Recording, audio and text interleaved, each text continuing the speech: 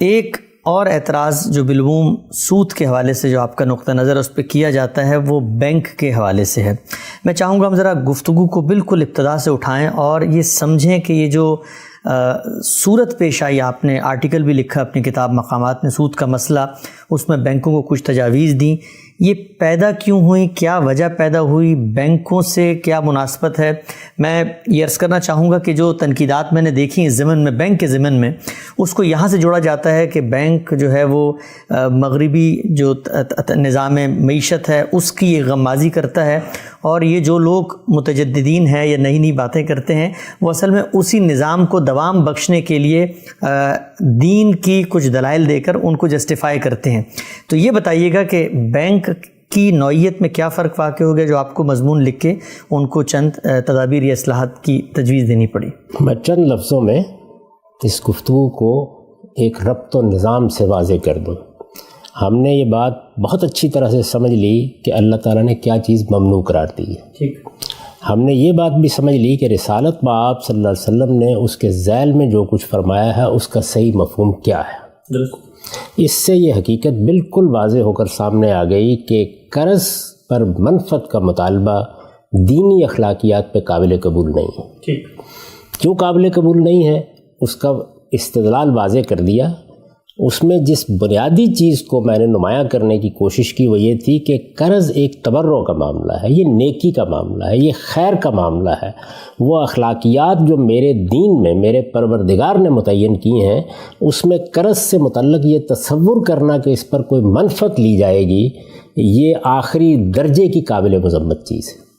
یہ ایسے ہی ہے کہ جیسے آپ انفاق سے منفعت کا تقاضا کریں یا انفاق کریں اور اس کے ساتھ احسان جتائیں یا دل آزاری کریں. جس طرح وہ چیزیں انفاق کو برباد کر دیتی ہیں اسی طرح سے قرض کے ساتھ منفعت یا قرض کو کاروبار بنانا اس کا کوئی تصور اسلامی اخلاقیات میں نہیں ہے. یہ بنیادی بات اگر واضح ہو گئی تو اب یہ سوال پیدا ہوتا ہے کہ اس وقت مہاجنی سود تو بہت کم رہ گیا یا اگر کہیں ہے تو اس کو بالعموم ٹھیک نہیں سمجھا جاتا. ہم نے جن ملکوں میں اس کو دیکھا وہاں پر بھی اس پہ بہت سی پابندیاں لگائی جاتی ہیں اور ان لوگوں کے بارے میں بھی ایک عمومی نفرت موجود ہے جو مہاجنی سود کا کاروبار کرتے ہیں. لیکن اس دنیا میں بینک کا ایک ادارہ صدیوں سے وجود میں آ چکا ہے. یہ جو بینک کا ادارہ ہے اس وقت ہماری معیشت اگر آپ یہ کہیں کہ دو ستونوں پر کھڑی ہے تو غلط نہیں ہوگا. ہماری معیشت سے مراد ہے عالمی معیشت، اسی طرح ہماری قومی معیشت. وہ دو ستون کیا ہیں؟ ایک بینک کا ادارہ، دوسرے انشورنس کا ادارہ، ان پر کھڑی ہے. اس میں اب ظاہر بات ہے کہ دو اپروچز ہو سکتی ہیں. ایک اپروچ یہ ہے کہ آپ اس کو رد کر دیں اور یہ کہیں کہ یہ ادارہ ہماری ضرورت ہی نہیں ہے.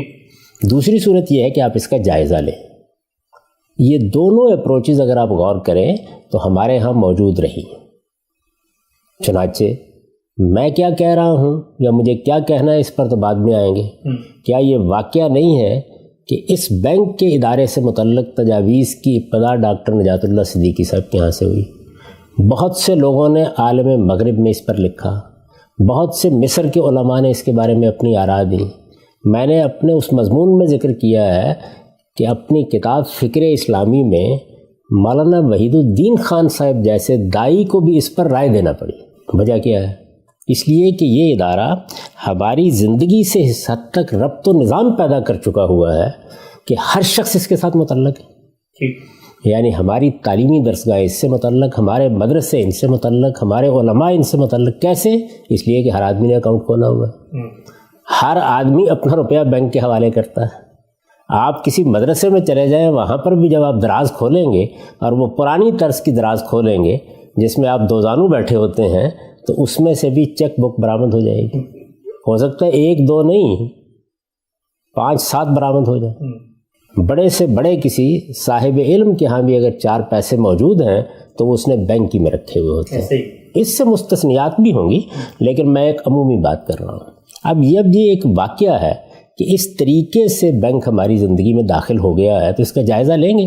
میں نے آپ سے عرض کیا کہ اس کا جائزہ لینے کا عمل تو پچھلی 1.5 صدی سے ہو رہا ہے.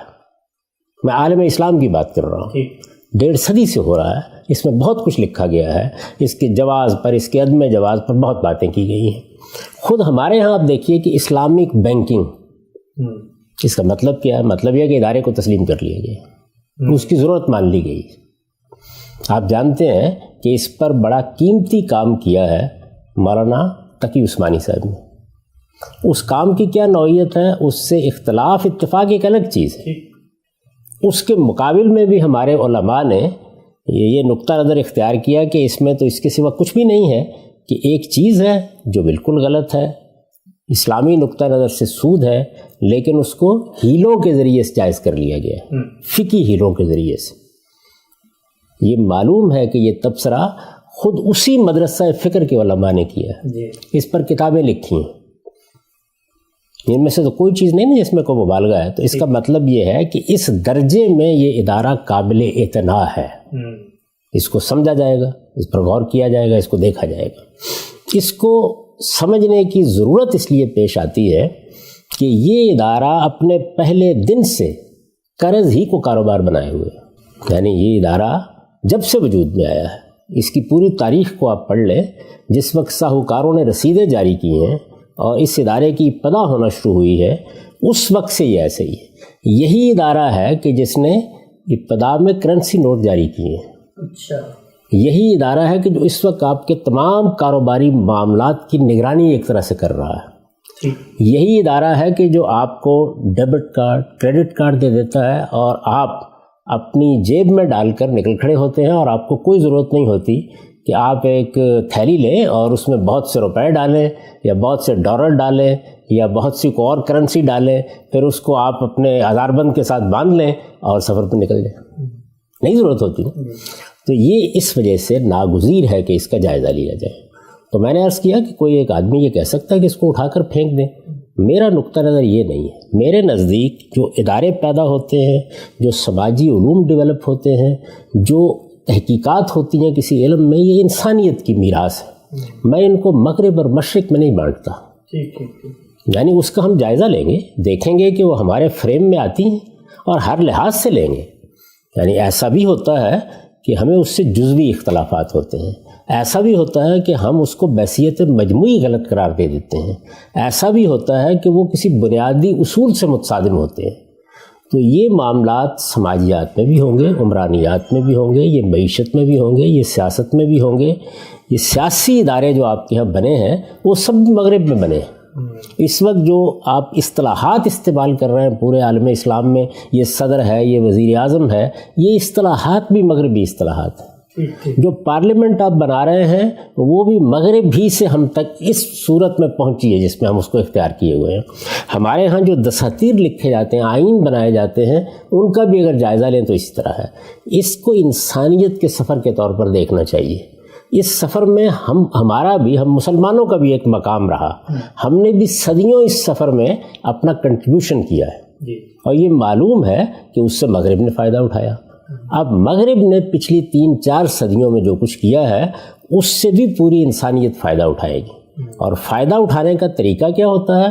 آپ کا اپنا فریم کیا ہے، آپ کے اپنے ہاں کیا چیزیں جائز اور کیا ناجائز ہیں، کن چیزوں کو آپ کے یہاں دینی لحاظ سے متعین کر دیا گیا ہے. آپ ان 4 کارنرز کو سامنے رکھ کر کسی چیز کا جائزہ لیتے ہیں. یہ جائزہ آپ نے آلات کا بھی لیا ہے. اعلیٰ مکبر الصوت جس کو آپ اب لاؤڈ اسپیکر کہتے ہیں، اس پر جو فتوے دیے گئے ان کو پڑھ لیں. اسی طرح سے کیمرہ آیا، اس پر جو فتوے ہوئے، ٹیلی ویژن آیا، اس کے بارے میں جو کچھ کہا گیا، یہ سب چیزیں ایسے ہی زیر بحث آئیں گی، لیکن یہ ہماری زندگی میں داخل ہو چکی ہیں. ان کو نکال کے پھینک دینا ہے، یعنی بینک پر تالے لگا دینے ہیں، ٹیلی ویژن کو بند کر دینا ہے، کیمرے توڑ کر بحیرہ عرب میں پھینک دینے ہیں، یہ ایٹیٹیوڈ ہو سکتا ہے. جو لوگ یہ نقطہ نظر رکھتے ہیں ان کا پورا حق ہے کہ اس کو بیان کریں، لیکن میرا نقطہ نظر یہ ہے کہ یہ انسانیت کا سفر ہے، اور یہاں ہر چیز شیطنت نہیں ہوتی. اس کو دیکھنا چاہیے اس کے اندر اتر کر کے وہ کیا ہے، اس میں کوئی تبدیلی آ رہی ہے، کیا تغیر آ رہا ہے. آپ اگر بالکل کلاسیکی طریقے سے آپ دیکھیں تو بینک کا ادارہ اصل میں کیا ہے؟ سود کا کاروبار کرنے والا ادارہ، یعنی قرض پہ منفعت لیتا ہے. قرض پر منفعت لیتا ہے. یعنی جو ہمارے ڈپازٹس ہوتے ہیں وہ ڈپازٹس، اور یہ دیکھیے اس کا بھی جائزہ لیں یہ بجائے خود ڈپازٹس کو وجود پذیر کرنا معیشت کی کتنی بڑی خدمت بن جاتی ہے. میرے پاس 10 روپے پڑے ہوئے ہیں، آپ کے پاس لاکھ روپیہ پڑا ہوا ہے، کسی اور کے پاس 2 کروڑ روپے پڑے ہوئے ہیں، یہ میدان میں کیسے آئے؟ یہ آپ کی تجوری سے نکل کر باہر کیسے پہنچے؟ ان کی تنظیم کس طریقے سے ہو؟ سوسائٹی میں بڑے پروجیکٹس کے لیے یہ سرمایہ کیسے ایک بڑی چیز بن جائے؟ یہ خدمت بھی بینک ہی انجام دے رہا ہے. تو آپ کے ڈپازٹس اس کے پاس جب چلے جاتے ہیں تو پھر اس کے بعد انہوں نے کاروبار کرنا ہے نا ان کی بنیاد پر. وہ کاروبار بینک کیا کرتا ہے؟ وہ یہی کرتا ہے کہ وہ اگر آپ کو 1% اس کے اوپر دے رہا ہوتا ہے تو 4, 5, 10% کے اوپر وہ آگے قرض دے رہا ہوتا. اگر آپ بینک کی دستاویزات دیکھیں گے تو وہ اس کو لون کہتے ہیں. یہ عمل منی لینڈنگ کہلاتا ہے. اب اگر اس زاویے سے آپ دیکھیں گے تو اس کے بارے میں جواز پر گفتگو بھی نہیں کی جا سکتی، کیونکہ یہ تو دین نے واضح کر دیا، یہ معاملہ ختم ہو گیا، گفتگو بھی نہیں کی جا سکتی. اس کی وجہ یہ ہے کہ ہم نے بھی اس ساری بحث سے یہ جانا کہ سود کھانا ممنوع ہے. اس پر اللہ تعالیٰ نے حرمت کی مہر لگا دی ہے. یہ بتا دیا ہے کہ بیع و شراء کے معاملات بالکل جائز ہیں، لیکن اس معاملے کے بارے میں اللہ تعالیٰ کا فتویٰ یہی ہے کہ اس کے قریب نہیں جائیں گے. یہ بتا دیا ہے کہ تم اصل زر کا مطالبہ کر سکتے ہو، لیکن وزروا ما بقی من الربا، اس میں پہلے عرض کر چکا کوئی اختلاف نہیں. قرآن مجید کی اس انڈرسٹینڈنگ میں بھی میرے نزدیک ہم سب متفق ہیں، اور میں نے اس کی وجہ بیان کی ہے کہ ہماری ایک اخلاقیات ہے، ہمارے دین کی بنیاد اس پر رکھی گئی ہے. ہمارے ہاں اگر آپ چیریٹی کریں گے تو اس کے بھی کچھ آداب ہیں، قرض دیں گے تو اس کے بارے میں بھی ایک قانون ہے. وہ قانون اخلاق کی اصولوں پر مبنی ہے، وہ عالمگیر صداقتوں پر مبنی ہے. قرض دیں اور قرض پر منفعت کا مطالبہ کریں، چونکہ قرض کو اسلامی اخلاقیات تبرع اور نیکی سے الگ کر کے دیکھنے کے لیے تیار نہیں، تو فتویٰ لگ جائے گا. آپ یہ کہیں گے یہ بالکل ناجائز ہے، بالکل حرام ہے، اس کے قریب بھی نہیں جانا چاہیے. آپ دیکھیں کن کن چیزوں پر فتویٰ لگ جائے گا. ظاہر ہے کہ جو بینک کو چلا رہے ہیں وہ چونکہ سودی کاروبار کر رہے ہیں، وہ بھی غلط ہوا. جو لوگ اس میں اپنے ڈپازٹ پیش کر رہے ہیں، سب سے بڑا تعاون وہ کر رہے ہیں، اس لیے کہ اس کے بغیر بینک چل ہی نہیں سکتا. یعنی جو کرنٹ اکاؤنٹ کھول رہے ہیں وہ بھی ظاہر ہے جو بھی اکاؤنٹ آپ کھولیں گے، اس لیے کہ کرنٹ اکاؤنٹ میں آپ یہ لازم تو نہیں کرتے نا کہ میرے روپے کو استعمال نہیں کیا جائے گا، وہ بھی استعمال ہوگا. بینک تو صرف وعدہ کر رہا ہے کہ جب آپ طلب کریں گے تو آپ کو دے دیا جائے گا، تو یہ بھی تعاون ہوگا. اسی طرح سے بینکوں میں لوگوں نے ملازمتیں کی، ہر جگہ کر رہے ہیں، بڑی بڑی ملازمتیں کر رہے ہیں. آپ جانتے ہیں کہ غیر معمولی طور پر جن لوگوں کو اللہ تعالیٰ نے دوسرے فنون و علوم میں شہرت دی وہ بھی بینک سے وابستہ رہے. ہمارے مشتاق احمد یوسفی صاحب بینک ہی سے وابستہ تھے. تو بہت لوگ اس میں خدمات بھی انجام دیتے ہیں، ظاہر ہے اس کے اوپر بھی حرمت کا فتویٰ دیں گے. تو اگر آپ اس زاویے سے دیکھیں کہ ایک ادارہ ہے جو کاروبار کی حیثیت سے قرض دیتا ہے، یعنی اس نے دوسرے لفظوں میں کہیے تو قرض دینے کو کاروبار بنا دیا ہے، تو قرض دینا اور قرض کو کاروبار بنانا اسی کو تو اللہ تعالیٰ نے روکا ہے، اسی کو دین گوارا کرنے کے لیے تیار نہیں. اسی منفعت پر یہ کہا گیا ہے کہ وزروا ما بقی من الربا. اس زاویے سے دیکھیں تو معاملہ ختم ہو گیا، کوئی بحث کرنے کی ضرورت نہیں ہے، فتویٰ دیں اور گھر واپس جائیں. اب ایک دوسرا پہلو ہے، وہ دوسرا پہلو یہ ہے کہ کیا یہ ادارہ صدیوں کے تعامل کے نتیجے میں اب بھی محض قرض دینے کا ادارہ ہے؟ میں جب اس زاویے سے اس کو دیکھتا ہوں اور بہت سے دوسرے اہل علم بھی دیکھتے ہیں تو معلوم ہوتا ہے کہ ایسا نہیں. یعنی اس ادارے نے محض قرض دینے کے ادارے سے آگے بڑھ کر یا قرض کا کاروبار کرنے والے ادارے سے آگے بڑھ کر سوسائٹی کی بہت سی خدمات کرنا شروع کر دی. اس کا کنٹریبیوشن بالکل اور ہو چکا ہوا ہے. یہ معیشت میں، یہ قوموں کی معیشت کے باہمی تعامل میں غیر معمولی کردار ادا کر رہا ہے، اور ان میں سے بہت سی چیزیں ایسی ہیں کہ جو قابل تحسین، جن پر آپ اعتراض نہیں کر سکتے، جو آپ کے عمومی نظم کا حصہ بن گئی ہوئی ہیں. یعنی یوں نہیں ہے کہ ایک جگہ پہ ایک ساہوکار بیٹھا ہوا ہے، اس نے کچھ ملازمین رکھے ہوئے ہیں اور بس اس کے بعد سود کا کاروبار کر رہے ہیں. اتنا سادہ معاملہ اگر ہوتا تو کب کے ہم بھی حکم لگا کے فارغ ہو گئے ہوتے. اس کو سمجھنے کی ضرورت ہے کہ یہ کیا اپنی اسی ابتدائی صورت پر قائم ہے یا اس میں کچھ تبدیلیاں آ گئی ہیں، کچھ تغیرات آ گئے ہیں. یہ اس طرح نہیں رہا جیسے اپنی ابتدا اس نے کی تھی. ابھی ہم جب دیکھیں گے تو میرے نزدیک آپ بھی اس بات سے اتفاق کریں گے کہ ایسا ہی ہوا ہے. یعنی یہ قرض محض نہیں ہے، یا محض قرض کا کاروبار کرنے والا ادارہ نہیں۔ اسی پہلو کو دیکھ لیجئے کہ آپ کی بہت سی جو بچتیں ہیں ان کو ایک جگہ جمع کر لینا، ان کی حفاظت کا بندوبست کرنا، آپ کو اطمینان دلا دینا کہ آپ سکون کی نیند سوئیں جا کے۔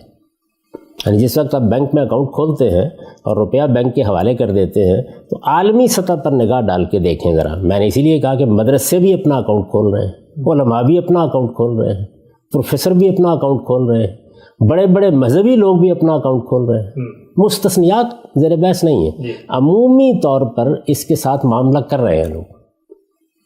کیوں؟ یہ معمولی خدمت نہیں ہے۔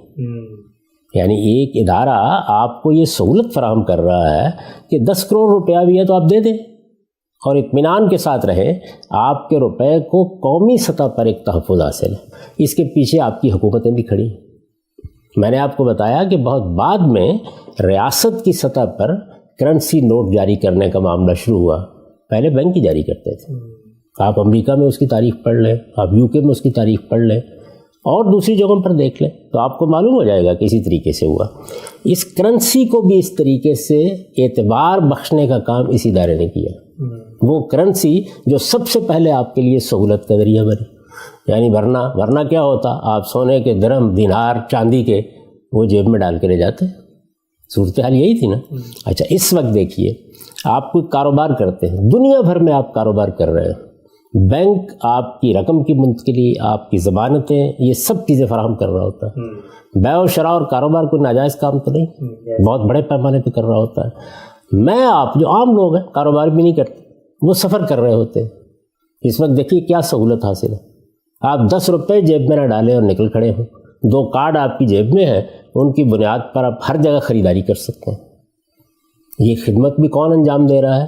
بینک انجام دے رہا ہے۔ بینکوں کے باہمی رابطے نے اس کو ایک ایسے نیٹ ورک کی صورت دے دی ہے کہ اگر آپ غور کریں تو یہ کتنی حیرت انگیز بات ہے کہ آپ کا اکاؤنٹ جس بینک میں بھی ہو، وہ بینک ضروری نہیں ہے کہ آپ امریکہ آئیں تو پاکستان کا بینک یہاں بھی ہو، نہیں، وہ اتنا بڑا نیٹ ورک ہے کہ یہاں کے بینک ادائیگیاں کر رہے ہیں اور آپ کا بینک ان کو ادائیگی کر رہا ہے۔ اسی طرح ہے نا، تو یہ کتنی بڑی سہولت ہے اس میں۔ وہ کاروباری لحاظ سے دیکھیے، عام آدمی کے لحاظ سے دیکھیے، اسی طرح آپ کے ڈپازٹس کے لحاظ سے دیکھیے، ڈپازٹس کے ذریعے سے جو تنظیم زر ہوتی ہے، اچھا پھر ایک تخلیق زر کا عمل بھی کرتا ہے بینک۔ اچھا، جس طرح میں نے عرض کیا نا کہ جو کرنسی ہے اس کے پیچھے ایک ضمانت کے ساتھ ہی آگے بڑھ گیا۔ اب اس کی نوعیت بہت کچھ تبدیل ہو چکی ہوئی ہے، لیکن ماضی میں اس طرح ہی تھا، تو وہ کام بھی انہوں نے کیا۔ تخلیق زر بھی، تنظیم زر بھی، آپ کی اس طرح کی امانتوں کی حفاظت بھی، ان کے بارے میں یہ اعتماد بھی، سفر کی یہ سہولتیں بھی، کاروبار کرنے کے یہ مواقع بھی، تمام قسم کی ادائیگیاں جتنی ہیں وہ یہی بینک کر رہا ہوتا ہے۔ تو اس طریقے سے گویا معیشت کے پورے عمل میں ایک بنیادی ادارے کی حیثیت اس کو حاصل ہوتی ہے۔ یہ جتنی چیزیں میں نے بیان کی، یہ سب کی سب اگر آپ غور کر کے دیکھیں بالکل جائز چیزیں۔ ان کی بینک فیس لیتا ہے، یعنی ایسا نہیں کہ یہ کام مفت کرتا ہے، فیس لیتا ہے، لیکن جو فیس وہ لیتا ہے وہ اگر آپ سہولت کے لحاظ سے طے کریں بڑی کم محسوس ہوتی ہے۔ سہولت معمولی نہیں ہے جو اس کے ذریعے سے حاصل ہو جاتی ہے۔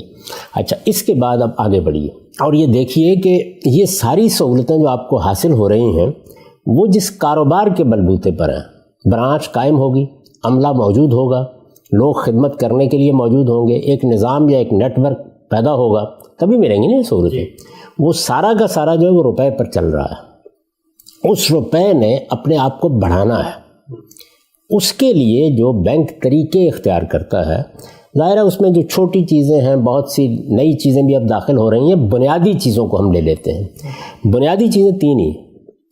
جس وقت کوئی بڑے کاروبار ہوتے ہیں تو وہ ان کاروباروں کو فائنانس کرتا ہے، ان کے لیے سرمایہ فراہم کرتا ہے، ایک بڑا کام بینک کا یہ ہوتا ہے۔ دوسرا وہ ہے جس کو اب آپ مارٹگیج کہتے ہیں۔ اس میں کیا ہے، اس میں آپ کو اشیاء فراہم کی جاتی ہیں، آپ کے لیے کار، آپ کے لیے موٹر سائیکل، آپ کے لیے مکان۔ مارٹگیج کے جتنے طریقے ہیں وہ سب اختیار کر کے بینک آپ کو یہ سہولت دے رہا ہے کہ آپ اس میں بالاقساط ادائیگی کر دیتے ہیں۔ بعض اوقات 30 سال، 10 سال، 9 سال، 8 سال، 5 سال، یعنی اس میں ایک چیز کی ادائیگی ہو جاتی ہے، گھر آپ کو مل جاتا ہے، گاڑی آپ کو مل جاتی ہے۔ دوسرا بڑا کام جو ہے وہ یہ ہے. تیسرا وہ ہے جس کو آپ کریڈٹ کارڈ کہتے ہیں. یعنی اس میں آپ کو گویا چھوٹے عرصے کے لیے تھوڑی مدت کے لیے قرض مل جاتا ہے. آپ نے خریداری کی اور خریداری کرنے کے بعد ایک مدت کے اندر جو مہینہ ہوتی ہے، بعض بینکوں کی طرف سے 2 یا 3 مہینے بھی ہوتی ہے، اس میں آپ نے واپس کر دیا، بہت اچھی بات ہے. اگر نہیں کیا تو پھر اس پر ظاہر ہے کہ بینک آپ کو مکلف ٹھہراتا ہے کچھ ادا کرنے کا. یہ بڑے معاملات ہیں، 3 ہی ہیں. ان سب تینوں معاملات میں ایک اپروچ اگر آپ دیکھیں تو وہ لفظی اپروچ ہے. یعنی سب کو یہی کہا جاتا ہے کہ یہ تو لون ہے، سب کے بارے میں یہی کہا جاتا ہے کہ یہ قرض ہے. تو میں نے پہلے عرض کیا کہ جب آپ ادھر سے جائیں گے تو بس حکم لگائیں گے اور واپس آ جائیں گے. میں نے اس کے اوپر جو تبصرہ کیا ہے اپنی کتاب مقامات میں وہ یہ ہے کہ اس سارے عمل نے اب محض قرض کی صورت کو تبدیل کر لیا ہے بڑی حد تک. دیکھیے پھر میں لفظ کیا بول رہا ہوں، محض قرض کو، یعنی قرض ہی ہے، لفظ میں بھی قرض ہی ہے، ذہن میں بھی قرض ہی ہے. لون یا منی لینڈنگ ہی اس کے لیے الفاظ یا تعبیریں اختیار کی جاتی ہیں، لیکن یہ سارا عمل جو ہے یہ اس سے اوپر اٹھا ہے. اور وہ اوپر اٹھنے کے بعد کیا صورتیں اختیار کر گئے، یعنی وہ کیا تبدیلیاں جو اس میں آ گئی ہیں، حقیقت کے اعتبار سے حقیقت کے اعتبار سے کیا چیزیں ہیں کہ جو تبدیل ہو گئی ہیں. 2 طریقے ہوتے ہیں نا، آپ ایک لفظ استعمال کرنے کے عادی ہیں، ایک عمل کی ابتدا وہیں سے ہوئی ہے، آپ بتدریج ایک لمبے عمل سے گزر رہے ہیں اور جو تغیرات تبدیلیاں کرتے چلے جا رہے ہیں اس سے کچھ صورت بدلنا شروع ہو گئی. تو ان میں سے ایک ایک کو دیکھیے کہ اس کی نوعیت کیا بن گئی. سب سے پہلے کریڈٹ کارڈ سے شروع کر لیجیے. یعنی کریڈٹ کارڈ میں ایک مدت ایسی آپ کے پاس موجود ہے جس میں بینک ایک پائی بھی آپ سے نہیں لیتا. ایک پہلو تو یہ ہے نا کہ ایک مدت گزرنے کے بعد وہ آپ سے مطالبہ شروع کر دیتا ہے، لیکن ایک مدت ایسی ہے، مہینہ ہے، 2 مہینے ہیں. کئی لوگ ہیں کہ جو یہ نہیں چاہتے کہ وہ سود دیں، تو وہ یہ اہتمام کرتے ہیں کہ کریڈٹ کارڈ کو استعمال کریں گے اور مقررہ مدت کے اندر ادائیگی کر دیں.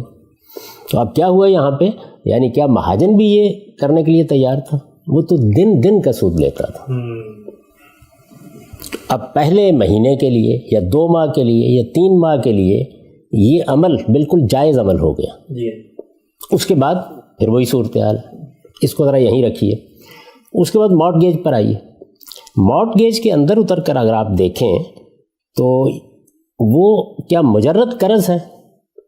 مجرد قرض، محض قرض جب میں بولتا ہوں تو اس کا مطلب یہ ہے کہ مجھے پیسے دے دیں آپ. یعنی میں نے آپ سے جا کر کہا کہ مجھے کاروبار کرنا ہے، یا میں نے یہ کہا کہ مجھے کوئی بیٹی کی شادی کرنی ہے، یا مجھے بچے کو تعلیم دلانی ہے، کوئی ضرورت میں نے بیان کی اور یہ کہا کہ مجھے قرض دے دیجیے. آپ نے قرض دے دیا. نہیں، بینک یہ نہیں کر رہا. وہ کیا کر رہا ہے، وہ بیع و شراء کا عمل شروع کر چکا ہے اپنی حقیقت کے اعتبار سے. اپنی حقیقت کے اعتبار سے. یعنی وہ ایک مکان خریدتا ہے، وہ ایک گاڑی خریدتا ہے اور خرید کر آپ کو بیچ دیتا ہے. یعنی جس سے خریدتا ہے اس کو پوری ادائیگی کر کے پھر آپ کے ساتھ معاملہ شروع کر دیتا ہے. آپ کے ساتھ معاملہ شروع کر دیتا ہے. یعنی بازار میں ایک 5 لاکھ کی 10 لاکھ کی گاڑی ہے، وہ بینک نے خرید لی. اب اسی چیز کو آپ ذرا پہلے زاویے سے دیکھیے کہ بینک نے آپ کو قرض دیا 5 لاکھ 7 لاکھ اور آپ نے گاڑی خرید لی. دیکھ سکتے ہیں نا اس زاویے سے معاملے کو. دوسرے زاویے سے دیکھیے. دوسرے زاویے سے دیکھیے تو بینک نے گاڑی خریدی بازار سے، اس کمپنی کو کس نے ادائیگی کی ہے؟ بینک نے ادائیگی کی. وہ خرید کے گاڑی اس نے آپ کو دے دی. آپ گاڑی کو استعمال کر رہے ہیں، اسی وقت وہ آپ کے استعمال میں آ گئی. کچھ حصہ آپ نے ادا کر دیا، اس کو کہتے ہیں نا ایڈوانس پیمنٹ کر دی ہے. آپ نے 10% 15% ادا کر دیا ہے، باقی آپ اقساط میں ادا کریں گے. بینک نے ایک چیز خریدی ہے، ظاہر آپ اس کو استعمال کر رہے ہیں. اب جس وقت ہم شریعت یا دین کے نقطہ نظر سے دیکھتے ہیں تو بیع و شراء کیا کوئی ناجائز عمل ہے؟ یعنی آپ مجھے کوئی مکان بیچ دیں، آپ مجھے کوئی گاڑی بیچ دیں، یہ کیا کوئی ایسی چیز ہے اس پر اعتراض کیا جائے گا؟ اچھا، پھر یہاں ایک اور سوال پیدا ہو جاتا ہے. اشیاء جب مجھے دی جاتی ہیں اور میں ان کو استعمال کرتا ہوں تو دینی لحاظ سے بھی یہ بالکل جائز ہے کہ آپ اس کا معاوضہ مجھ سے طلب کریں. دین میں جو چیز ممنوع قرار دی گئی تھی وہ تو اشیاء کا استعمال نہیں تھا. ایسا ہی ہے نا. چنانچہ کرایہ ہم اس پر تفصیل سے گفتگو کر چکے ہیں کہ بالکل جائز چیز ہے. تو یہاں پر بھی اگر حقیقت کے لحاظ سے دیکھیں، اب آپ الفاظ میں مت جائیں، حقیقت کے لحاظ سے دیکھیں تو میں ایک گاڑی کو استعمال کر رہا ہوں، میں ایک مکان کو استعمال کر رہا ہوں، میں آپ کو بتاؤں کہ اس استعمال کی صورتیں کیا بن جاتی ہیں. یعنی ایک تو یہ ہے کہ ایک مکان میں نے لیا، بینک نے اس کو خریدا، خریداری کے بعد میرے حوالے کر دیا، میں اس میں آ کے رہنے لگ گیا. امریکہ میں آپ نے یہ دیکھا ہے کہ بینک آپ کو وہ دیتا ہے، استعمال کا معاوضہ آپ سے لیتا ہے. وہ معاوضہ مثال کے طور پر اگر آپ کو $2 یا $2.5 لاکھ کا اس نے مکان خرید دیا ہے اور وہ $700-800 ہے مہینے کا، وہی مکان $1700 $1800 $2000 پہ کرائے پہ اٹھ جاتا ہے. وہ اجازت دیتا ہے آپ کو کہ آپ اس کو کرائے پہ اٹھا دیں. یعنی ایک استعمال تھا اپنے لیے، اب ایک استعمال ہے آگے کرائے پہ اٹھانے کے لیے. اس میں بینک کیا کر رہا ہے، وہ $1200 یا $700-800 آپ سے لے لیا ہے اور آپ اس کے ذریعے سے $700-800 ہر مہینے کمانا شروع ہو گئے. یعنی بیع، شراء، کرایہ، کتنی چیزیں ہیں کہ جو اس کے اندر مل گئی، یہ ساری کی ساری چیزیں. تو اس کو کیا لفظ کے لحاظ سے دیکھا جائے، کیا بعض شرائط کے اعتبار سے دیکھا جائے، یا اس پورے معاملے کی حقیقت کو سامنے رکھ کر اس پر حکم لگایا جائے؟ تو یہ سوال اس پر بھی پیدا ہو گیا. اسی طرح اب آپ تیسری صورت پر چلیے جو سب سے زیادہ ہے کہ مجھے کاروبار کے لیے فائنانس چاہیے. میں عام طور پر جب قرض لینے کے لیے جاتا تھا، مہاجن کے پاس جاتا، کسی بھائی کے پاس بھی جاتا ہوں، تو وہ مجھے قرض دیتا ہے، میری اس ایکٹیویٹی میں شریک نہیں ہوتا. لیکن کیا بینک بھی یہی کرتا ہے؟ یعنی وہ جس وقت آپ قرض کا مطالبہ کرتے ہیں، یہ جاتے ہیں اور کہتے ہیں کہ مجھے روپیہ چاہیے، تو وہ پھر دیکھتا ہے کہ آپ کیا کرنے جا رہے ہیں. آپ کاروبار کرنے جا رہے ہیں تو کاروبار کی نوعیت کیا ہے، اس میں منفعت کے کیا امکانات ہیں، اس وقت کے قوانین میں اس کی گنجائش کتنی ہے، یہ ساری چیزیں دیکھتا ہے. آپ کا ماضی کیا ہے؟ یعنی اب یہ دیکھیے کہ اب یہ اس کے ساتھ ایک اور عمل ساتھ ہو گیا. یہ محض قرض دینے کا عمل نہیں رہا. محض قرض دینے کے عمل میں تو صرف 2 چیزیں ہوتی ہیں. وہ یہ ہے کہ میں قرض دے رہا ہوں، مجھے واپس کرنا ہے آپ نے، اور یہ کہ زیادہ سے زیادہ میں اطمینان کر لیتا ہوں کہ یہ میرے واپس آ جائے گا. لیکن یہاں اگر آپ غور سے دیکھیں تو جو ایک کسی کاروبار میں شریک ہونے کا عمل ہے، جو ایک مضارب کرتا ہے یا جو ایک شراکت کرنے والا کرتا ہے، وہ بھی شروع ہو گیا. یہاں پہ بینک اب گویا سارے معاملے کو دیکھ رہا ہے، یہ کیا معاملہ ہے، اور آپ بھی یہ مطمئن کر رہے ہیں اس معاملے میں. یعنی آپ بتا رہے ہیں کہ اس میں نفع کا یہ امکان ہے، اس میں بڑھوتری کے یہ امکانات ہیں، ہم اس کام کو اس طرح سے کریں گے. بعض جگہوں پر تو بینک اس کی بڑی حد تک نگرانی میں آپ کے ساتھ شامل ہو جاتے ہیں. یہ صورتحال ہے. تو اس کو میں نے اس سے سمجھا ہے کہ یہ بینک کا پورا کام جو ہے یہ مجرد قرض کا معاملہ نہیں رہا. اچھا، لیکن ایک ایک زاویے سے دیکھیے تو ہر جگہ قرض ہے. لکھ بھی قرض ہی رہے ہیں، وہ لکھ بھی اس کو قرض ہی رہے ہیں. اس پر میں نے وہ تجاویز پیش کی ہیں کہ اگر بینک یہ چند چیزیں مزید اختیار کر لے تو اس پر قرض کے لفظ کا اطلاق ہی ختم ہو جائے گا. اور جیسے یہ اطلاق ختم ہوگا تو سود کی بحث بھی ختم ہو جائے گی.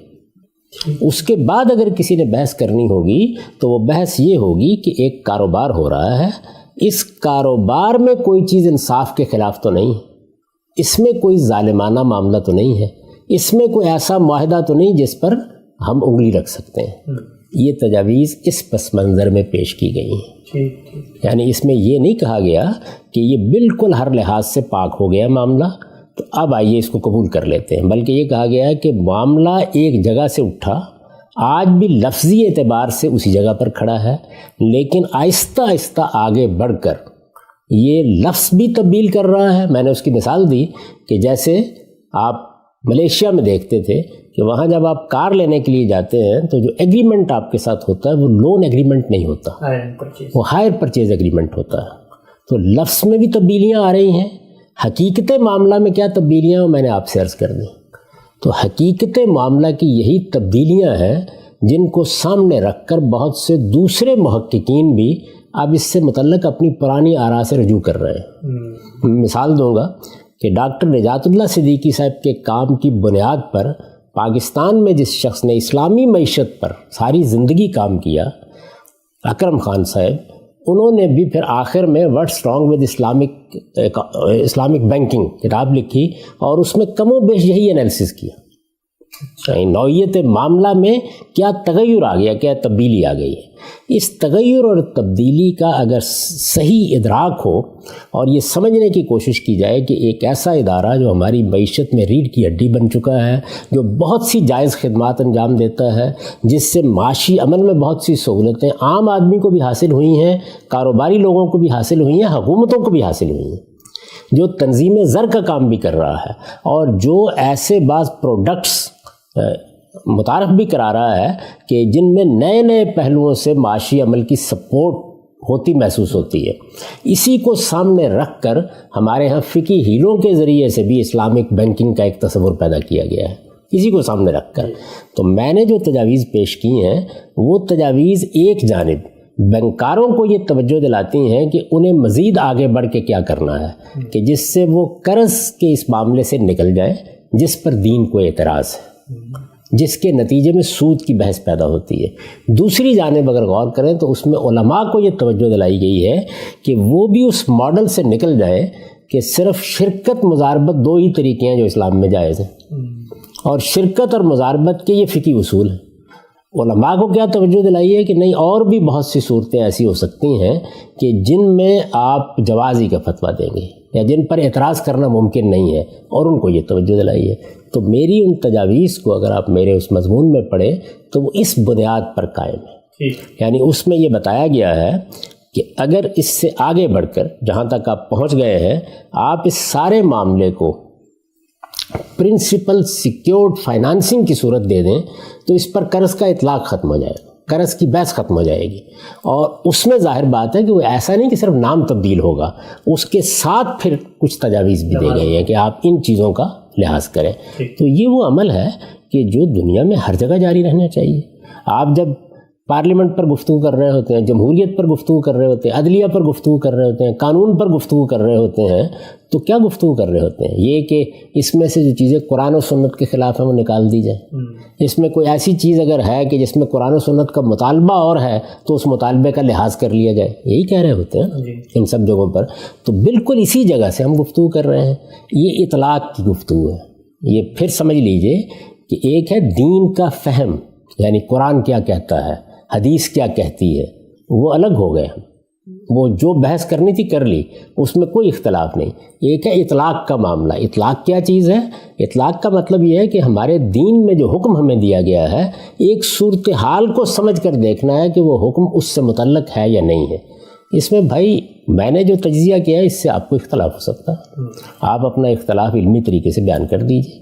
میرے نزدیک معاملے کی صورت یہ ہے، میں نے اس کو واضح کر دیا. جب واضح کر دیا تو ظاہر ہے کہ میری وہ تجاویز بھی اسی پہلو سے زیر بحث آئیں گی. تو تینوں رویے بالکل ٹھیک ہیں، یعنی حق رکھتے ہیں. ٹھیک ہونے کا مطلب یہ ہے، ایک آدمی کہتا ہے کہ یہ تو استعمار کے قائم کردہ ادارے ہیں، یہ تو اصل میں مغربی معیشت ہے، کیپٹلزم کے ستون ہیں، اٹھا کے پھینک دو. ایک نقطہ نظر ہو سکتا ہے. دوسرا نقطہ نظر وہ ہے کہ جو ہمارے ہاں بعض علماء نے اختیار کیا، اور وہ یہ کہ فقہی طریقے سے ایسے ہیلے ایجاد کر لیے جائیں کہ جس میں اس پر اطلاق نہ ہو سکے. تیسرا طریقہ وہ ہے جو میں تجویز کر رہا ہوں کہ اس پورے نظام کے معاملے میں ہم اثر نو یہ دیکھیں کہ کیا اس میں قرض محض ہے جو زیر بحث ہے، تو بینکاروں کو توجہ دلائی جائے کہ وہ لفظ پر نظر ثانی کریں. اور علماء یہ دیکھیں کہ کیا محض شرکت مضاربت یا ان کے جو فقہی قاعدے ہیں وہی کسی چیز کو جائز کرتے ہیں، اس پر بھی نظر ثانی کر لیجیے. تو میرے نزدیک اس طرح کے معاملات میں صحیح رویہ کیا ہوتا ہے؟ صحیح رویہ یہ ہوتا ہے کہ آپ ایک چیز کو علمی طریقے سے دیکھیں. یعنی اس کے اوپر یہ فتویٰ لگا دینا کہ یہ سود کو جائز کیا جا رہا ہے، یہ فلاں بات ہو رہی ہے، یہ استعمار کی خدمت ہو رہی ہے، جو کچھ بھی کہا جا رہا ہے آپ اس کا جائزہ لیجئے. جب آپ اس پر تجزیہ کریں گے آپ کی بات معقول ہوگی، لوگ اس کو مان لیں گے. میری بات معقول ہوگی، اس کو اختیار کر لیں گے. یہ پس منظر ہے ان تجاویز کا جو میں نے بیان کیا. ٹھیک ہے. مجھے بتائیے گا کہ آپ نے اپنی کتاب مقامات میں بینکنگ کے جو شعبہ ہے اس کو چند تجاویز دیں، وہ تجاویز ہیں کیا؟ میری جو معروضات ہیں ان کو سامنے رکھیں تو اس میں یہ کہتا ہوں کہ ایک معاملہ تو بہت سادہ ہو گیا، اور وہ معاملہ کیا ہے؟ وہ معاملہ یہ ہے کہ آپ خرید و فروخت کرتے ہیں. ایک زاویے سے دیکھیے تو ایک آدمی کہہ سکتا ہے کہ کہاں کی خرید و فروخت؟ بینک قرض دے رہا ہے، آپ مکان خرید لیجیے، آپ گاڑی خرید لیجیے. قرض ہی دیا ہے انہوں نے اور آپ سے قرض ہی واپس لے رہے ہیں. میں یہ کہتا ہوں کہ ایک دوسرے زاویے سے دیکھیے تو یہ بالکل اسی طرح کا معاملہ ہو گیا ہے کہ جس طرح سے میں نے کئی مرتبہ اس کی مثال دی کہ اگر میرا مالک مکان مجھ سے یہ کہے، میں نے برسوں کرائے پر بسر کی، میرا مالک مکان مجھ سے یہ کہے کہ یہ مکان جس میں تم رہ رہے ہو اس کا کرایہ مجھے دیتے جاؤ اور اس کے ساتھ آج کے لحاظ سے اس کی قیمت طے کر لو اور وہ بھی مجھے بالاقساط ادا کرتے چلے جاؤ. جس دن یہ قیمت ادا ہو جائے گی یہ گھر تمہارا ہوگا. میں تو ہار پہناؤں گا اس کے گلے میں. اس میں مجھے بتائیے کہیں کوئی ظلم کا شائبہ نظر آتا ہے؟ یہ واقعاتاً ایک احسانی کی صورت ہوگی. اس سے کتنی سہولت میرے لیے پیدا ہو جائے گی. وہ گھر جس کا برسوں کرایہ دینے کے بعد بھی میں سوچ نہیں سکتا تھا کہ اس کو خرید لوں, اس کے خریدنے کی ایک صورت پیدا ہو گئی. تو ایک بیع و شراء کا معاملہ میرے ساتھ ہو گیا. یعنی ایک ہی وقت میں مجھے ایک چیز کرائے پر دے دی گئی ہے اور اس کے ساتھ ہی میرے ساتھ ایک خرید و فروخت کا معاملہ طے کر لیا گیا ہے. یعنی دو معاملات اکٹھے ہو گئے ہیں. میں اس کو بالکل جائز سمجھتا ہوں. میرے نزدیک ایسا ہم ذاتی زندگی میں بھی کر سکتے ہیں. ایک باپ اپنے بیٹے کے لیے کر سکتا ہے, ایک بھائی اپنے بھائی کے لیے کر سکتا ہے. یہی صورتحال اس وقت بینک کر رہے ہیں. چنانچہ میں نے آپ کو یہ بتایا تھا کہ اگر اس کو کچھ تھوڑی سی تجاویز اس میں شامل کر کے ہائر پرچیز کا سادہ معاملہ بنا دیا جائے تو اس پر نہ شرعی لحاظ سے کوئی اعتراض باقی رہتا ہے اور نہ کسی بھی اعتبار سے آپ اس کو غلط ٹھہرا سکتے ہیں. یعنی بیع و شراء کے اس معاملے میں دو چیزیں اکٹھی ہو جائیں گی, ہائر بھی اور پرچیز بھی. آپ نے ایک چیز کو کرائے پر لے لیا, آپ اس کا کرایہ ادا کر رہے ہیں. ویسے میں یہاں یہ عرض کر دوں کہ خود ہماری جو فقہ ہے اس میں اگر آپ چاروں ائمہ کے فتاویٰ دیکھیں تو وہ نقد اور ادھار کی قیمت میں فرق کو جائز ٹھہراتے ہیں. اچھا. اور یہاں بھی اگر آپ غور کر کے دیکھیں تو کیا ہوتا ہے, یعنی یہی ہے نا کہ 1 لاکھ کی ایک گاڑی ہے وہ آپ کو 1.5 لاکھ میں بیچ دی گئی ہے, اسی وقت بیچ دی گئی ہے. آپ نے چونکہ قیمت بعد میں ادا کرنی ہے تو آپ سے 1.5 لاکھ کا تقاضا کیا گیا ہے. تو ایک زاویہ وہ بھی ہے اس چیز کو دیکھنے کا. لیکن میں یہ عرض کروں گا کہ قرض کے اوپر منفعت کا مطالبہ دین میں ممنوع ہے. آپ اس کو قرض کے طور پر دیکھنا بھی ختم کیجیے اور قرض کی نوعیت کا معاملہ کرنے سے بھی گریز کیجیے. دونوں کی خدمت میں یہ عرض کر رہا ہوں. اس کو بیع و شراء کا وہی معاملہ بنائیے جس طرح کہ یہ اپنی حقیقت کے اعتبار سے ہو رہا ہے. ٹھیک. اس زمانے میں کیونکہ ابھی یہ تبدیلیاں بہت سی جگہوں پر نہیں کی گئی, بعض جگہوں پر لوگوں نے کی بھی. مثال کے طور پر میں ملیشیا میں آپ کو بتا چکا ہوں اس سے پہلے کہ جو ایگریمنٹ یا معاہدہ ہوتا ہے آپ گاڑی خریدتے ہیں وہ ہائر پرچیز ایگریمنٹ ہوتا ہے. یہی معاملہ آپ کسی دکان کے بارے میں اختیار کریں گے, یہی کسی مکان کے بارے میں اختیار کریں گے. وہ تمام اشیاء کہ جو استعمال میں لائی جا سکتی ہیں جن کو آپ یوزیبل چیزیں کہتے ہیں ان کے ہاں یہ بیع و شراء کا معاملہ بھی ہو گیا اور اس کے ساتھ آپ نے استعمال کا کرایہ بھی دینا شروع کر دیا. یہ بالکل ایک جائز معاملہ ہوگا. لہٰذا مارٹگیج کے جتنے معاملات ہو رہے ہیں ان میں اگر آپ نے کچھ اصطلاحات تبدیل کر لی ہیں, معاملے کی نوعیت کے لحاظ سے بعض پابندیاں قبول کر لی ہیں جو کسی لحاظ سے بھی کاروبار پر اثر انداز نہیں ہوگی, تو اس پر کوئی اعتراض باقی نہیں جاتا. ایک چیز میں نے یہ کہی تھی, یہ چونکہ ایک بالکل ہی واضح سی بات ہے. میں نے آپ سے عرض کیا کہ خود ہمارے ہاں جو قدیم طرز کے علماء ہیں وہ بھی اس بات کو مانتے ہیں کہ اگر آپ نے نقد اور ادھار کی قیمت میں فرق کیا تو چونکہ آپ بیچنے خریدنے کا معاملہ کر رہے ہیں اور اللہ تعالیٰ نے بیع و شراء کو بالکل ناجائز قرار دیا ہے, تو اس کو کسی طرح بھی یہ نہیں کہا جا سکتا کہ آپ کوئی سود کا مطالبہ کر رہے ہیں. اس اپروچ کو اگر نہ بھی آپ اختیار کریں تو اس کو ایک سادہ طریقے سے ہائر پرچیز کے معاملے کے طور پر دیکھا جا سکتا ہے. اور جب آپ اس کو اس سطح پر لے آئیں گے اور اس طریقے سے بالکل واضح کر دیں گے تو اس پر کسی اعتراض کی گنجائش بھی نہیں ہے. دوسری بات جو میں نے اس ذیل میں کہی ہے اور اس کو بھی ایک تجویز کے طور پر آپ کے سامنے رکھ رہا ہوں, وہ بات یہ کہی ہے کہ اس وقت بینک جو لوگوں کو روپیہ دیتے ہیں, ظاہر ہم کہتے ہیں ہم قرض دے رہے ہیں, آپ قرض دے رہے ہوتے ہیں تو آپ کا کاروبار چل رہا ہے, اچھی بات, کہیں چل رہا اچھی بات. آپ نے کاروبار بند کر دیا, وہ ہر حال میں آپ سے منفعت کا تقاضا کرتے ہیں, اس پر سود ہی کا اطلاق ہوگا. ہمارے ہاں اس سے پہلے ہم دیکھ چکے کہ جب قرض پر منفعت کا مطالبہ سود ہے تو کہا جائے گا یہ سود ہے. میں یہ عرض کرتا ہوں کہ اس معاملے میں بھی قرض دینے کا طریقہ ختم کر دیا جائے اور اس کو پرنسپل سیکیورڈ فائنانسنگ کی صورت دے دی جائے, یعنی اصل زر محفوظ سرمایہ کاری. اس کی طرف میں نے توجہ دلائی تھی کہ جس وقت آپ کسی سے قرض لینے کے لیے جاتے ہیں تو قرض لینے والا آپ سے اس سے پہلے یہی مطالبہ کیا کرتا تھا کہ مجھے یہ ضمانت چاہیے کہ میرا قرض واپس مل جائے گا. زیادہ سے زیادہ یہی کہے گا, آپ کے حالات دیکھ کر کہہ دے گا, آپ سے کوئی ضمانت طلب کر لے گا. اس وقت صورتحال یہ سادہ صورت نہیں رہی. اس پر ہم تفصیلی گفتگو کر چکے ہیں کہ بینک یہ دیکھتے ہیں کاروبار کیا ہے, کاروبار کے امکانات کیا ہیں, وہ اس کی فیزیبلٹی دیکھتے ہیں, پھر دیکھتے ہیں اس پر منفعت کے کیا امکانات ہیں. تو ایک نوعیت کی یہ سرمایہ کاری ہو جاتی ہے, اس کو نام بھی دے دیا جائے, یعنی یہ سرمایہ کاری ہے. اب اس میں ہماری فقہ درمیان میں آتی ہے اور وہ یہ کہتی ہے کہ آپ سرمایہ کاری کریں گے تو آپ کو نفع و نقصان میں شریک ہونا چاہیے. میں اس کو صحیح نہیں سمجھتا. میرے نزدیک اس پابندی کی کوئی ضرورت نہیں. سرمایہ کاری اس اصول پر بھی ہو سکتی ہے کہ نفع نقصان میں شریک ہوں گے, اور اس اصول پر بھی ہو سکتی ہے کہ وہ پرنسپل سیکیورڈ ہوگی. میں آپ کی خدمت میں عرض کرتا ہوں کہ دسیوں ایسے معاملات ہوئے ہیں, یعنی جب آپ کسی چیز کے بارے میں کہتے ہیں انصاف کا تقاضا یہ ہے, دین میں جو باتیں ہمیں بتائی گئی ہیں اور عمومی اصول قائم کیے گئے ہیں ان کے پیش نظر اس طرح کرنا چاہیے, تو آپ صورتحال کو دیکھیں گے نا یا پھر واقعی یہ انصاف کا تقاضا ہے. دسیوں لوگ ہیں کہ جنہوں نے آ کر دنیا کے دوسرے ملکوں میں کچھ کما کر یہاں کاروباروں میں روپیہ لگا دیا اور پھر 4 مہینے 5 مہینے ان کو کچھ قسطوں میں نفع دیا گیا, پھر ہاتھ جاڑ کے بتا دیا گیا کہ نقصان ہو گیا. جس وقت آپ کسی شخص کے ساتھ مزاربت کا طریقہ اختیار کرتے ہیں، یعنی سرمایہ دے دیتے ہیں اس کو، آپ کی حیثیت ایک سلیپنگ پارٹنر کی ہوتی ہے. آپ نہیں دیکھ رہے کہ کاروبار کس طرح چل رہا ہے، آپ نہیں دیکھ رہے فیصلے کس طریقے سے ہو رہے ہیں، آپ کو جو کچھ بتایا جاتا ہے اس کا بھی آپ اس طرح جائزہ نہیں لے پاتے. ظاہر ہے کہ کاروبار کرنے والا کوئی اور ہے، امکانات دیکھنے والا کوئی اور ہے، مارکیٹ کو سمجھنے والا کوئی اور ہے. تو اس صورتحال میں دوسرے پر اعتماد کر کے آپ اس کے ہاتھ میں لاکھوں روپے پکڑا دیتے ہیں. بینک یہ نہیں کر سکتے، اس لیے کہ وہ کاروبار ہی کرنے کے لیے میدان میں بیٹھے ہوئے. ہم اس سے پہلے یہ بتا چکے کہ اگر آپ نے کسی کو قرض دینا ہے تو آپ اپنے بھائی کو تبرع کے طور پر نیکی کرتے ہوئے قرض دیتے ہیں. بینک نیکی کرنے کے لیے نہیں ہے، چیریٹی کا ادارہ نہیں ہے. انہوں نے آپ کے ساتھ فائنانسنگ کی ہے. میں یہ عرض کرتا ہوں کہ اس کو فائنانسنگ ہی کہیے. اور فائنانسنگ کے بارے میں اگر یہ طے کر لیا جائے کہ یہ پرنسپل سیکیورڈ ہوگی تو انصاف کا تقاضا یہی ہے.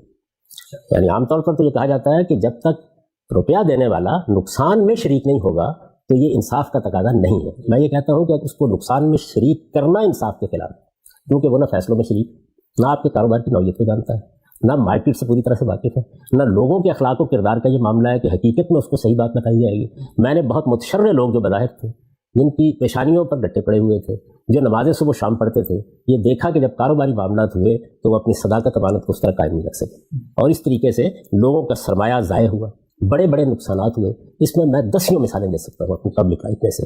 تو اس لیے اس کو پرنسپل سیکیورڈ فائنانسنگ ہونا چاہیے. اس میں کوئی چیز خلاف انصاف نہیں. یہ روپیہ میں نے آپ کو دے دیا، میں اس پہ فائنانسنگ کر رہا ہوں، میں نفع میں شریک ہوں گا کیونکہ آپ کاروبار کر رہے ہیں اور آپ کے کاروبار میں نفع ہوگا. یہ میں قرض نہیں دے رہا آپ کو. یہی میری بات واضح ہوئی. جب میں قرض نہیں دے رہا تو مجھے شرائط طے کرنے کا حق حاصل ہے. شرائط کے معاملے میں اسلام اس سے زیادہ کچھ نہیں کہتا کہ وہ انصاف پر مبنی شرائط ہونے چاہیے. میں اسی کو انصاف سمجھتا ہوں. تو جب آپ پرنسپل سیکیورڈ فائنانسنگ کرتے ہیں تو ظاہر ہے کہ پھر اصل ضرب میں نقصان کا سوال تو ختم ہو گیا، اس لیے کہ وہ آدمی ذمہ دار ہے کہ اگر کاروبار میں نقصان ہوتا ہے، نفع ہوتا ہے، کوئی چیز بھی ہے، جب آپ سرمایہ نکالیں گے تو آپ کا سرمایہ اس کو واپس کرنا ہے. ایک بات یہ. لیکن ظاہر ہے کہ یہ چیز بالکل خلاف انصاف ہوگی کہ ایک کاروبار شروع کیا گیا، اس کاروبار میں آپ نے روپیہ لگایا، کاروبار چلتا رہا، آپ اس سے نفع لیتے رہے. نفع کیسے لینا چاہیے اس پر میں بھی بات کرتا ہوں. آپ نفع لیتے رہے، کسی کاروبار میں سرمایہ لگانے میں کوئی ناجائز چیز نہیں ہے. آپ نے اگر اس پر یہ شرط عائد کر دی کہ آپ نقصان میں شریک نہیں ہوں گے تو اس میں بھی کوئی غلط چیز نہیں ہے. آپ نے اس پر نفع لیا، وہ کاروبار میں ہونے والے نفع ہی میں سے آپ کا حصہ تھا، اس میں بھی کوئی غلط چیز نہیں ہے. لیکن کاروبار کسی وجہ سے بند کرنا پڑ گیا تو آپ ظاہر ہے کہ جب بنیادی ختم ہو گئی تو کس چیز پر آپ مطالبہ کریں گے نفع دیا جائے. اب آپ کا مطالبہ صرف یہی ہونا چاہیے کہ میرا اصل ضرب مجھے واپس کر دیا جائے. یہ بات واضح ہوئی. تو یہی شرط میں نے اس میں لگا دی ہے کہ اگر یہ تبدیلی کر لی جائے، یعنی پرنسپل سیکیورڈ فائنانسنگ کا طریقہ اختیار کیا جائے، اصل ضرب محفوظ سرمایہ کاری، اور جب تک کاروبار چل رہا ہے اس وقت تک آپ نفع لیں. جس وقت کاروبار بند ہو جائے، یہ دیکھیے کاروبار میں نفع ہو رہا ہے یا نقصان ہو رہا ہے، اس کو جانچنے کے لیے تو اگر بینک جائے گا تو پھر وہ کاروبار میں شریک ہو جائے گا. یہ تو مشکل ہے.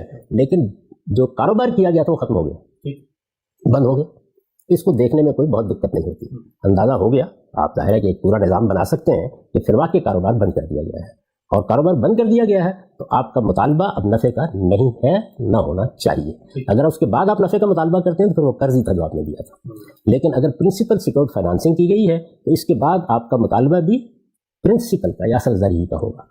یہ دوسری تجویز ہے جو میں نے عام جو معاملات ہو رہے ہیں اس وقت، کاروباروں کو روپیہ دیا جا رہا ہے، ان میں سرمایہ کاری کی جا رہی ہے، یا فیکٹریوں کو دیا جا رہا ہے، یا بڑے بڑے منصوبوں کو دیا جا رہا ہے، یا تعلیم میں روپیہ دیا جا رہا ہے، تو جتنے بھی اس طرح کے معاملات ہیں یہاں خرید و فروخت نہیں ہو رہی، بیع و شراء کا معاملہ نہیں ہو رہا. بیع و شراء کے معاملے کو ہم پہلے زیر بحث لا چکے کہ اگر مکان خریدا ہے، اگر آپ نے گاڑی خریدی ہے تو وہ ہائر پرچیز کے اصول کے اوپر چند تبدیلیاں کر کے جاری رکھا جا سکتا ہے، اس پر کوئی اعتراض نہیں کیا جا سکتا، اس میں قرض کا کوئی سوال نہیں ہے.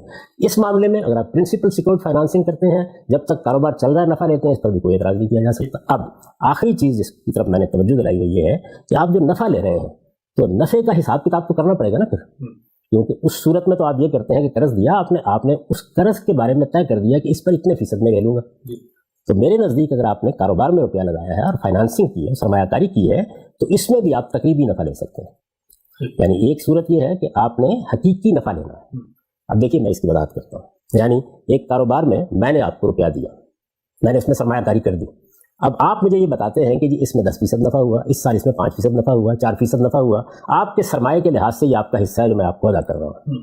ایک دوسری صورت یہ ہے کہ میں نے آپ کو سرمایہ دیا اور میں نے کہا کہ بھائی نہ میں اس کا حساب کر سکتا ہوں، نہ اس حساب کتاب میں الجھنا میرے لیے ممکن ہے.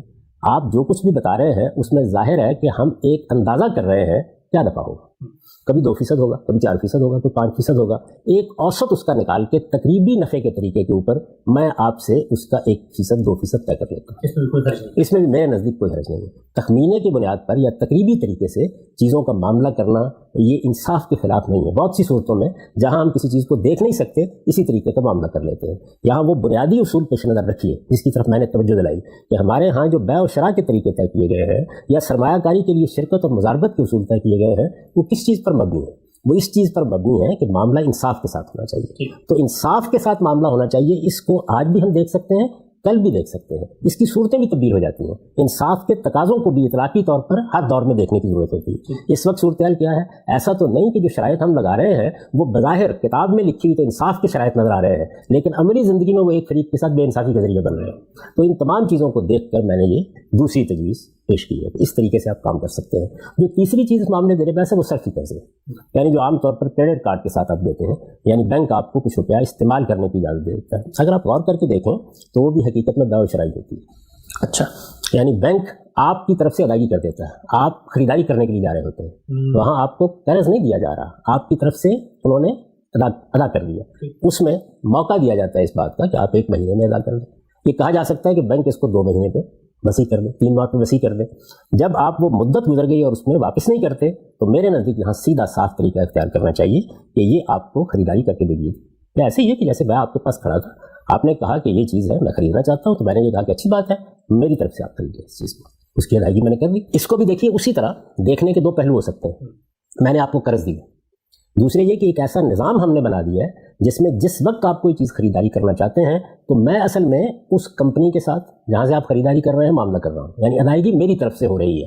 اور جب آپ کوئی چیز خرید رہے ہیں تو اصل میں آپ نے خریدی اس کمپنی سے, بظاہر حقیقت میں آپ نے مجھ سے خریدی. تو آپ اس زاویے سے دیکھیں یہ بھی بیع و شراء کا معاملہ ہو جاتا ہے.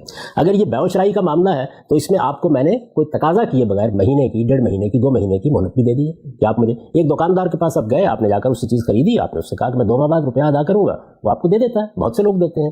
تو بینک نے وہی ذمہ داری پوری کر دی کہ آپ کو ایک چیز بیچ دی, گویا اس نے وہاں سے خریدی اور آپ کو بیچ دی. جب آپ نے اس کو لے لیا, اب آپ وقت پر ادائیگی نہیں کر سکے. وقت پر ادائیگی نہیں کر سکے تو سوال پیدا ہوتا ہے کہ کیا اس طرح کے معاملات میں ہم جرمانہ کر سکتے ہیں؟ تو میرے نزدیک اس میں کوئی حرج کی بات نہیں. یعنی اگر کوئی آدمی وعدہ پورا نہیں کرتا, ذمہ داری پوری نہیں کرتا, اس کو سزا دینا, اس پر تاوان عائد کرنا, اس کو سود کس اعتبار سے کہا جاتا ہے؟ اب بجلی کے بل دیتے ہیں, وقت پر ادائیگی نہیں کرتے, اس کے اوپر کچھ جرمانہ عائد کر دیا جاتا ہے. تو مالی تاوان اور جرمانہ یہ سود نہیں ہے. یہ اصل میں جس وقت آپ نے وعدہ پورا نہیں کیا تو اس میں سزا ہے. 2 کوڑے بھی مارے جا سکتے تھے, 1 دن کے لیے جیل میں بھی ڈالا جا سکتا تھا, آپ پر کچھ مالی تاوان ادا کر دیا گیا ہے. مالی تاوان کی صورت میں سزا دینا دنیا کا عرف ہے, خود ہمارے یہاں موجود. آپ دیکھیے کہ جب آپ قصاص نہیں لیتے تو دیت ادا کرتے ہیں تو یہ کیا ہے؟ یہ بھی مالی تاوان ہے. اس وقت ہمارے یہاں ٹریفک کی قواعد کی خلاف ورزی پر زیادہ تر مالی تاوان عائد کیا جاتا ہے. تو مالی تاوان اپنی جگہ پر جس وقت آپ کسی غلطی کا ارتکاب کرتے ہیں, جرم کا ارتکاب کرتے ہیں, وعدہ خلافی کرتے ہیں, تو مالی تاوان بھی سزا دینے کا ایک طریقہ ہے. تو میں یہ عرض کرتا ہوں کہ اس کے اوپر وہ سب چیزیں کرنے کی ضرورت نہیں جو ہمارے یہاں اسلامک بینکنگ میں ہیلا ترازی کے طریقے پر کی جاتی ہیں. اس کو بھی آپ بالکل سیدھا رکھ سکتے ہیں. یہ وہ تجاویز ہے جو اس باب میں نے پیش کی. ان تجاویز کا تعلق اخلاقی چیزوں سے, اس کو آپ قبول کر سکتے ہیں, آپ اس کو رد کر سکتے ہیں. ہمارے ہاں اسلامک بینکنگ کے نام پر جو تجاویز پیش کی گئی ہیں اور جن کو بہت سے علماء قبول کیے ہوئے ہیں وہ بھی تجاویز ہیں. جس طرح مجھ کو حق ہے کہ میں یہ کہوں کہ یہ ہیلا ہے, میں ان کو صحیح نہیں سمجھتا, آپ میری تجاویز پر بھی کوئی تبصرہ کر سکتے ہیں. میرے نزدیک اس معاملے کو اس طرح دیکھنا چاہیے. اس میں اختلاف بھی ہو سکتا ہے, اتفاق بھی ہو سکتا ہے, لیکن اس کو اگر آپ اس صورت میں پیش کرنے کی کوشش کریں گے کہ یہ گویا سود کو ماننے سے انکار کرنا ہے یا سود کو حلال کرنا ہے, تو ہرگز ایسی کوئی چیز نہیں ہے. یعنی قرض پر منفعت کا تقاضا میرے نزدیک سود ہے, وہ ہر حال میں ممنوع ہے. اس کو اللہ تعالیٰ نے ممنوع قرار دیا ہے, وہ قیامت تک اسی طرح ممنوع اور حرام رہے گا. ایک معاملہ بالکل مختلف نوعیت کا ہمارے سامنے ایک ادارے کی صورت میں سامنے آ گیا ہے, وہاں ہم کیا کر رہے ہیں اس کے بارے میں کچھ تجاویز ہے. یعنی یوں نہیں کہا گیا کہ وہ سب کا سب اس وقت بالکل جائز ہو رہا ہے. یہ بتایا جا رہا ہے کہ اس میں یہ تبدیلیاں اگر کر دی جائیں, کچھ تبدیلیاں اصطلاحات کی ہیں, کچھ تبدیلیاں تصورات سے متعلق ہیں, کچھ تبدیلیاں معاملے کی نوعیت کے لحاظ سے ہیں. وہ تبدیلیاں اگر کر دی جائیں تو ایسا نہیں ہے کہ بینکوں کو آپ مضاربت اور شرکت کے طریقے پر کاروبار کرنے کے لیے کہہ رہے ہیں, بلکہ سرمایہ کاری جو اس وقت کر رہے ہیں یا چیزیں خرید رہے ہیں اور بیچ رہے ہیں اسی کو ایک صحیح صورت دینے کے لیے کہہ رہے ہیں. اس میں جو تبدیلیاں ہیں وہ بینکنگ کے کاروبار پر کوئی خاص اثر نہیں ڈالتی, اور اگر وہ کر دی جائیں تو اس پر کسی فتوے کی گنجائش بھی باقی نہیں رہ جاتی. یہ میرا مطلب ہے. ٹھیک.